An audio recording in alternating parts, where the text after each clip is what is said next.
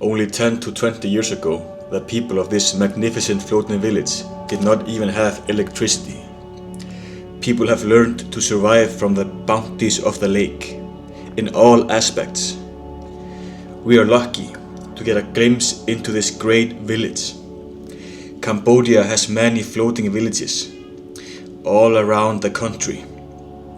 This is a story of the people, of the heritage, and how they survive in this different kind of environment to our own.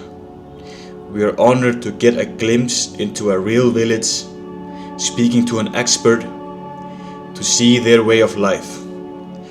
Join me on this adventure in Cambodia, the floating village. Can I put again on you? Yeah, yes, sir. It's okay? You have your hat? It's okay. Okay. So, This is actually called as Kampong Pluk community. Kampong Pluk community. Yeah, Kampong Pluk. Kampong literally means harbor. Harbor? Pluk means the elephant tusk. Elephant tusk. If you take a look of the pictures of this community from above, Yeah. it looks a bit like the elephant tusk or trunk. Elephant trunk, right? Okay, from above the sky. Yeah. So it's not a big community, but it's a long community. But actually, we get on the boat along that kind of canal. But in this dry season, it doesn't have water. We will have to take the boat just in the middle one, in the middle community. Okay. This community is one of those 100 floating villages in rainy season in our own country. In Cambodia. Yeah, in Cambodia. You have like 100 villages like this. Yeah, around the big lake. And then we do actually have, there are 3 main villages in this community. Yeah. The one at the end, it's called Tonlé Sap village, and this is called Red Soy village. Red Soy village. And we have Kokadal at the end of the community. And in this community, I can say 20 years in the past, they didn't really have electricity at all. Wow. As well as the cleaning water, drinking water. Yeah. Where did they get that, right? Yeah. So they use this kind of fresh water for their own cooking, for their own drinking, but they actually boil. But right now, the same as gas or gasoline, Yeah. the drinking water companies actually bring all of this to sell to these families, to these hundreds of farmers right here. And these people who are living in the community, I can say most of them live depending on fishing. Around 60 to 70% of them are fishermen. Yeah. The rest, 30 to 40% of them are mainly living on, depending on the boat. They normally do the boat rides for the tourists. They can actually bring the tourists around to get their own income. I see. And they don't really have farmlands to do their own rice farming at all, these people. So they normally do the exchange, selling fish to all of us who live on the upper land. Like a barter system. Yeah. And we bring rice to sell to these people. So we do the exchange. Yeah. And this community share one pagoda. You can see the concrete building, just the pointy one in the middle. That's a Buddhist pagoda. It's a Buddhist temple. Yeah, Buddhist temple. In the whole community, in these 3 main villages, there are almost 600 to 700 families. Wow. With about 3,000 people living right here. And we are all Khmer people right here. Other floating villages or communities, they are a mix of Vietnamese. Vietnamese and Khmer people living together.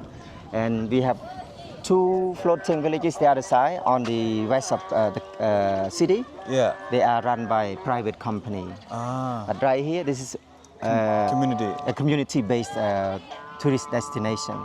So when there's heavy rainy season, sometimes even this road will be water. Yeah, under the water. As you can see here, the road and the buildings here. Yeah. That's why they built them so high up. Yeah. Because so the water won't go into the houses, of course. And in rainy season, those high school students, they travel by boat. By boat? Hand boat. Wooden hand boats to their own high school. Wow, so like in rainy season, there would be no cars, there'd just be like small boats going to the store, going to the school. Yeah. Wow. And all of those speedboat, plastic speedboat are used mainly for fishing by fishermen. Fishing? Yeah. Okay. Wow, so they mainly eat fish here? Yeah, mainly eat fish. Mainly fish. Yeah. Wow. And they are not allowed to cut down the mangroves or flooded forest right here. Not allowed to. Not allowed to cut down the tree, the mangrove, but they can pick up the dead tree trunks and keep it their own houses for cooking. You can see the short one, right? Right there. But where do they get like the planks for the buildings if they can't cut down the trees? All of these wooden pillars are all supported or transported from the upper side, from the north of the country. Okay. So those who own their own plantation, they have like these types of trees.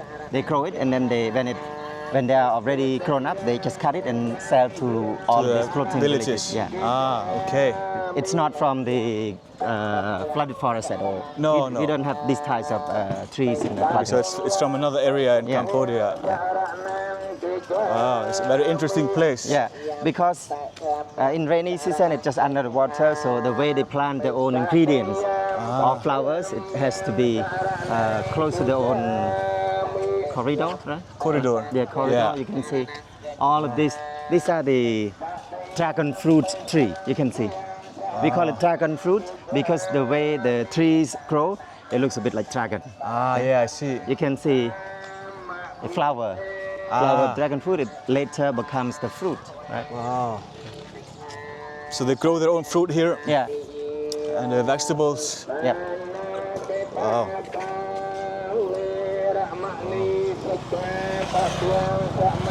And they have no electricity? Back in 20 years, I can say. Okay, 20 years ago? Yeah, almost 10 years until now, we do actually have electricity. Now they have? Yeah. It must be tricky to get electricity with all the water. And the house is so high up as well. Yeah. How many people live in this village? Like? Between 600 to 700 families with about 3,000. 3,000 people. Yeah.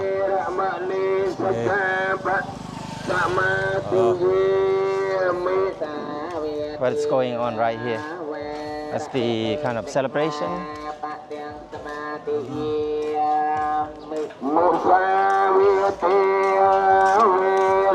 Mainly women, like mother and daughters, are the ones who stay at home and fix the fishing nets.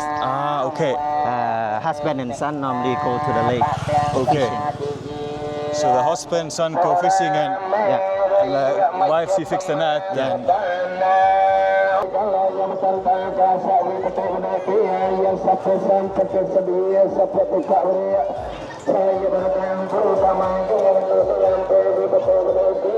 they try to make it as the clean community right here. That's nice. But it's just a bit hard because at the beginning of rainy season, like the excess water to the whole big lake, to Tonlé Sap Lake, comes mainly, like 50% comes mainly from the Mekong River, from Himalaya mountain when the ice melted. Yeah. And then 60 more percent, like let's say 30 more percent comes from precipitation, from the rain. Right? So trash floats here as well? Yeah. In around July and August. So you get all the extra trash from the Himalaya, comes down here? Yeah, and from its own tributaries, right, from each river, right? From each river. So it brings down all of these plastic bags and bottles. Wow. So it's a big problem, not just for the community, but it's for the ecosystem. Ecosystem, right? The ecosystem of the whole lake. It's a big problem for fish, turtle. Right? They get stuck in the plastic. Yeah. For example, when they eat all of these plastic bags, right? It's gonna be stuck in their own stomach. So I'm just gonna repeat it because maybe it was loud before.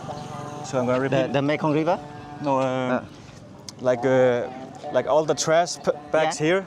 Like he was just telling me that once a year, all the college kids, right, high school kids. Yeah, high school kids. They come and from the Bamboo Shoot NGO. They come and collect the trash, and the family who has collected the most trash gets a small reward. Yeah. Like one plastic bag of rice. Yeah. So that's why you can see every house has one or two or more like nets, like their own bag to collect the plastic. Yeah.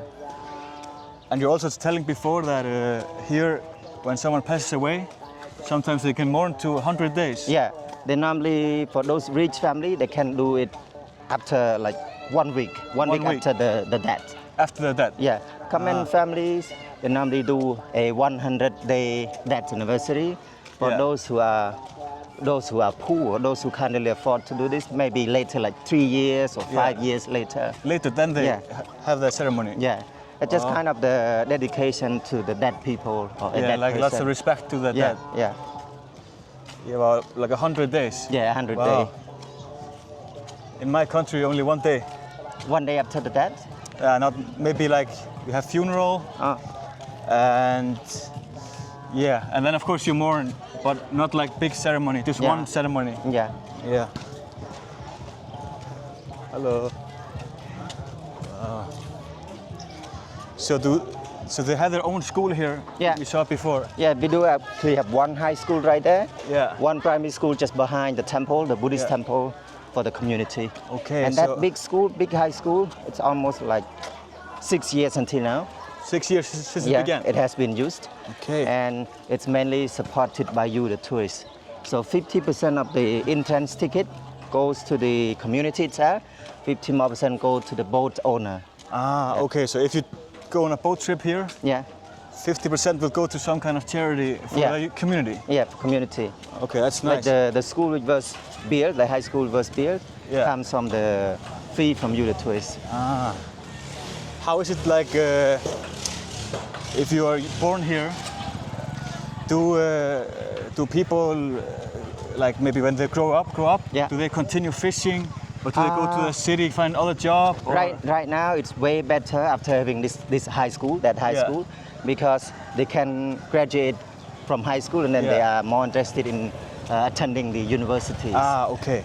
Most farmers right here, most families don't want their own kids to walk in their own way. No, they want them to get higher education. Higher education. And maybe have a little bit of a more comfortable life. Yeah. Because fishing, sometimes they get it more, sometimes they don't, right? Yeah, so it's a bit hard. It's a hard life. Yeah.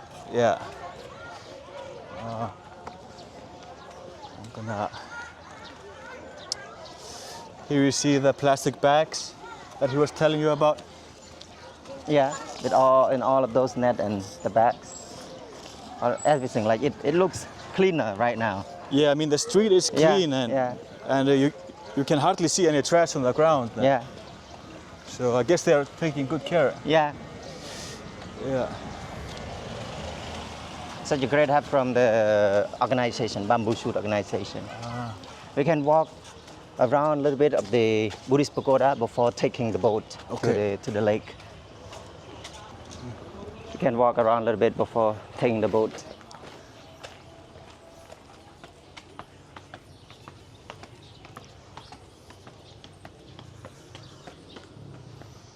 Oh. A sleeping dog.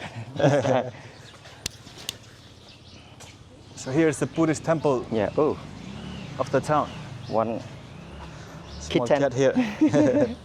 When you see all of this in Cambodia, the whole area with all of the buildings right here, it's called Buddhist pagoda or Buddhist monastery. A place where all of those monks, Buddhist monks, are living or staying. They live here? As well as learning. It's like a school for the monks? Yeah, like a school and home for the monk, but we don't call it as a home. No. Or school for the monk at all. It's just pagoda. It's called pagoda, but it's used for schooling as well as staying. So is pagoda, that's the word is it for temple in general? Or? Yeah, in general. Okay. Wow. So we do actually have this main building. What do we call it? A dining hall. Dining hall. This is a dining hall. At small dorms. Those are like houses, right? Yeah. Dormitories used by the monk for their own staying or sleeping. Okay. And this main building, a bit richer building, this is called Buddha Temple. Buddha Temple. A place where monks, priests, and nuns go inside of this in the early morning for their own chanting or praying. Like a place for worshiping. A place of worshiping, yeah. How is it, like monks, for example, Buddhist monks? Do the family decide, my son's going to be a monk, Yeah. and they send him to the temple, or is it because maybe they have not enough money to take care of the child, or many reasons maybe? Yeah, to become a monk, it's not mandatory at all. It's not mandatory? Yeah, it's not mandatory.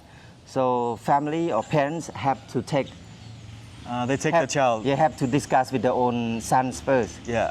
If they want to join in a monkship, in a monastery, they can do that. They can send them. But if they don't like it, they can't really force them to do that. Okay. And to become a monk, there are a few reasons. The first one, most monks in our own country are from poor families. Yeah. Because poor families, like big poor families, a family with 5 or 6 sons, they can't really send all of their own sons to school. Yeah, it's very expensive. Yeah, so the first reason, just to get the education. Yeah. Not just the education about the Buddhism, but like general subjects they want to go and study. They can, because most school, like university, just do their own discount to monks. They don't have to pay full like common people at all. So if you go to university, do monks also go to normal university? Yeah. So they get like a scholarship almost? Can be scholarship, or if they finish their own high school, they can go. So they go for free if they're a monk? It can be like 50% discount. 50% discount? Yeah. Okay. So the monks are not allowed to earn or to do mandatory work. No. Are not allowed to do any kind of businesses at all. Because they're not supposed to get salary. Yeah, so they are supported by Buddhist community or Buddhist people. Okay. Like when they go to that kind of celebration, they will be offered with their own small collection of like coffee powder, milk, robe, money, and drink. Okay. So they have to save. They have to save small amounts of money, years, and then for those who are interested in going to university, they can. Okay. They can go. And the second reason to become a monk, that's the most important one, is just to pay back the good deeds to our own parents or to their own parents. The good karma for the parents good karma and for the family. Parents, for the family. Is there a big population of monks now in Cambodia? Or is it like, was there more in the past? 95% of our own population is Buddhist people. But we don't really have more monks right here. It's almost 750,000 monks across the country. Across all Cambodia? Yeah. With this kind of pagoda, there are around 5,150 Buddhist pagodas across the country too. Okay.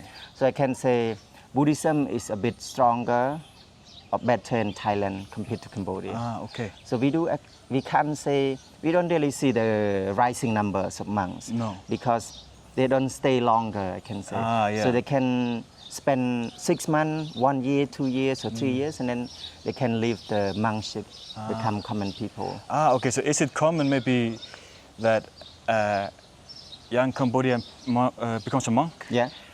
And then maybe in 10 years, he like, okay, this is not really for me. Yeah. And can you then go back to normal society? Yeah. Then they can get married and they have their own family. Okay. Yeah. And is that common also? Yeah. We do have like a few high-ranking monks who actually stay longer. Say maybe whole life. Almost. Yeah. They mainly those who stay the whole life, those who are broken from their own families, old monks, so they normally don't go back to their own families. Okay. Because they become a bit more religious, so they normally decide to stay for the rest of their own life in the pagoda. That's the surrounding area right there. That's primary school, primary school right here. But today is it Thursday right here? All right, today or Wednesday? I can't remember. Thursday, yeah. It's Thursday. So Thursday, every Thursday at the end of the month, they normally call it as the Harbor Day. Harbor Day. So school normally spend 1 hour in the early morning cleaning their own school and go back home. They don't have a class at all. So it's like a vacation day almost for children. Yeah.